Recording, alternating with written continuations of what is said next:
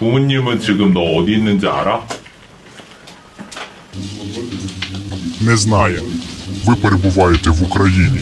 Ces deux prisonniers sont des soldats nord-coréens. Ils ont été capturés par les forces ukrainiennes dans la région russe de Koursk. On les voit dans leurs cellules grièvement blessés, l'un avec le visage tuméfié et un bandage à la mâchoire, l'autre avec un bandage sur les deux mains. Dans une vidéo publiée par le président ukrainien Volodymyr Zelensky, on peut voir quelques extraits de l'interrogatoire mené par les services secrets ukrainiens. Ви хочете повернутися назад в Північну Корею? Я хочу жити в Україні.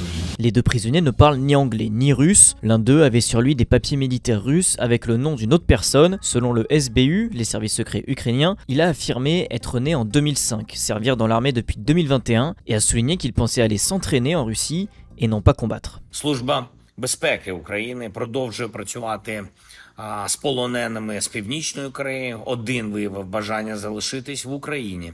Другий з них хоче повернутись в Корею.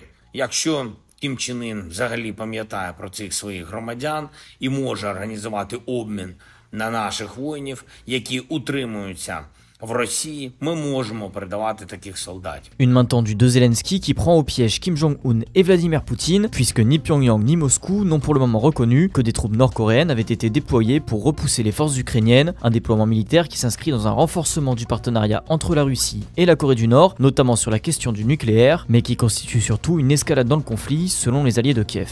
Le Kremlin a d'ailleurs refusé de commenter la capture des deux soldats nord-coréens par l'armée ukrainienne. De leur côté, la Corée du Sud, l'Ukraine et les États-Unis accusent la Corée du Nord d'avoir envoyé plus de 10 000 soldats pour renforcer les forces russes sur le front ukrainien, alors que l'Ukraine avait lancé une offensive dans la région russe de Koursk au mois d'août dernier. Dans le même temps, le député sud-coréen Lee Seong-keun, qui a eu accès à un briefing du service de renseignement, affirme que des notes retrouvées sur des soldats morts montrent que les autorités nord-coréennes font pression sur leurs soldats pour qu'ils se suicident afin d'éviter toute capture. Il dévoile aussi qu'environ 300 soldats nord-coréens sont morts et 2700 ont été blessés sur le front ukrainien.